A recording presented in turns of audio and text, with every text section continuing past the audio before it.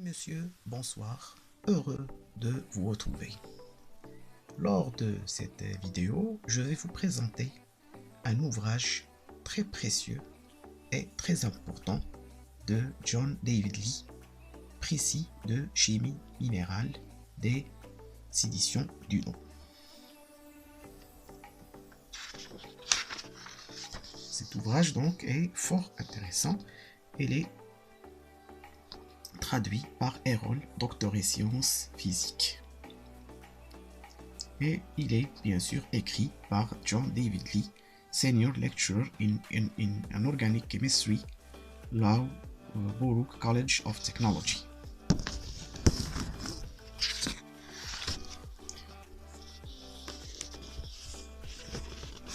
Cet ouvrage étudie bien sûr l'organisation des électrons en atomes, les facteurs déterminant le nombre de liaisons possibles pour un atome, les divers types de liaisons, la structure des composés ioniques, covalents et coordinés, ainsi que les différentes théories de la liaison, l'approximation des orbitales moléculaires, aussi donc la liaison de valence, ainsi que la théorie des champs de coordinats et la théorie des champs de ligands, ou bien la théorie des champs cristallins.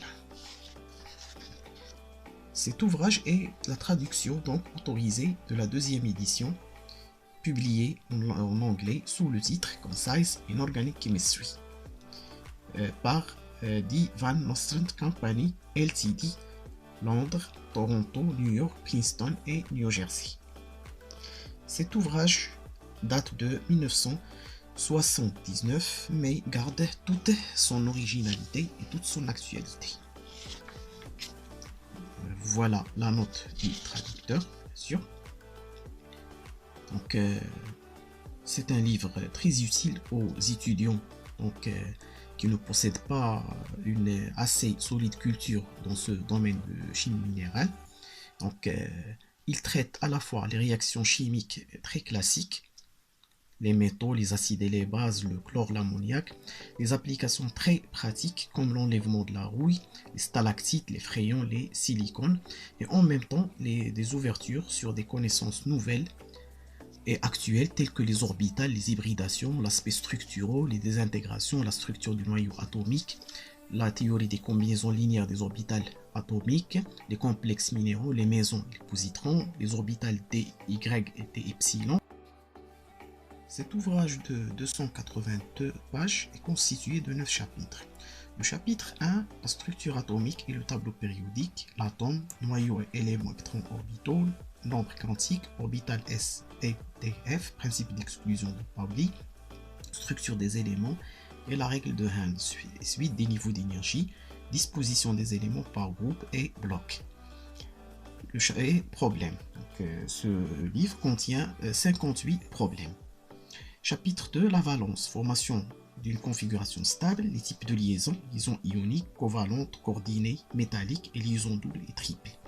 Propriétés générales des composés à liaison covalente et ionique, structure des solides ioniques, rapport limite des rayons, composés ioniques de type AX, de type AX2, structure en couche, défauts stoichiométriques, défauts de Chotsky, défauts de Frenkel, défauts non stoichiométriques, les excès métalliques, l'insuffisance métallique, les semi-conducteurs et transistors, structure des molécules covalentes simples, théorie de Sidgwick-Powell et théorie de l'hybridation, hybridation des exemples, liaison sigma et pi, méthode des orbitales moléculaires, méthode des combinaisons linéaires des orbitales atomiques, méthode de l'atome uni, ainsi que des problèmes. Chapitre 3, propriétés générales des éléments, dimension des atomes et des ions, potentiel d'ionisation, affinité électronique, cycle de Born-Haber, électronégativité, pouvoir polarisant et polarisabilité et la règle de Wagens, caractère métallique, potentiel d'électrodes normaux et les séries électrochimiques, lien de parenté entre les séries horizontales, verticales et diagonales du tableau périodique, l'hydrogène, les hydrures, les acides et les bases selon la théorie de Lewis, de Bronsted et d'Arrhenius et le système du solvant. Pour le chapitre 4, il traite les éléments du bloc S, les complexes, les relations diagonales, les extractions des métaux. Donc, pour le chapitre 5, il traite les éléments du groupe P, groupe 3, du bloc P, groupe 3, groupe 4 et groupe 5. ainsi que le groupe 6. Et pour le chapitre 6, les éléments du bloc D. Pour le chapitre 7, les éléments du bloc F. Pour le chapitre 8, les composés de coordination. Et finalement, le chapitre 9, il traite le noyau atomique, les forces dans le noyau, la structure du noyau atomique et les diverses modes de désintégration, radiation gamma et la période de demi-vie. Ainsi que des appendices, l'abondance des éléments, les points de fusion des éléments et la densité des éléments liquides et solides. C'est un ouvrage fort intéressant, je vous le recommande afin de vous approfondir vos connaissances en chimie minérale. Voilà quelques extraits de cet ouvrage.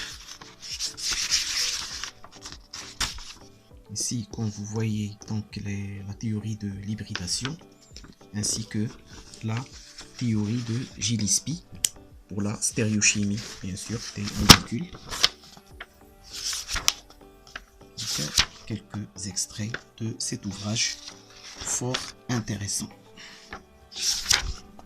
Hybridation des orbitales moléculaires, les types d'hybridation en rapport avec la forme des molécules, avec le rapport des nombres d'orbitales externes, c'est-à-dire la théorie de Gillespie et la théorie de l'hybridation. Merci. Ok. Les énergies des orbitales moléculaires liantes et antiliantes. Donc avec une riche aussi bibliographie. Donc c'est un ouvrage fort intéressant par son contenu pour ceux qui désirent approfondir leurs connaissances en chimie minérale et chimie structurale moderne. Donc il traite tous les aspects intra-atomiques et structuraux de la chimie inorganique. Donc, vous voyez ici.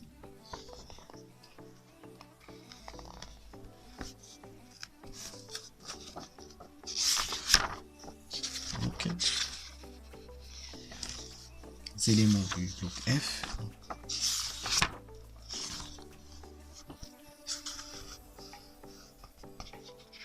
Donc là sur des composés de combination, enfin le noyau atomique.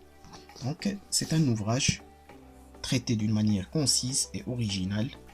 Donc et il traite donc l'organisation des atomes et des groupes atomiques, la description des divers types de liaisons et structures chimiques, l'analyse des faits et des lois définissant le caractère métallique et son évolution. Le tableau périodique est ensuite développé sous sa forme détaillée en 4 blocs SPDF. Les réactions classiques de la chimie descriptive sont aussi bien mentionnées et leur aspect industriel, métallurgique et minéral. Aussi les théories modernes des orbitales moléculaires, combinaisons linéaires d'orbitales atomiques, l'atome uni, l'isomérie, les complexes minéraux, les liaisons de coordination et le champ cristallin, le champ de coordinat est aussi présenté. Donc l'évolution actuelle de la chimie minérale, structurale et physique est présentée. Merci de votre attention et à bientôt pour un autre ouvrage.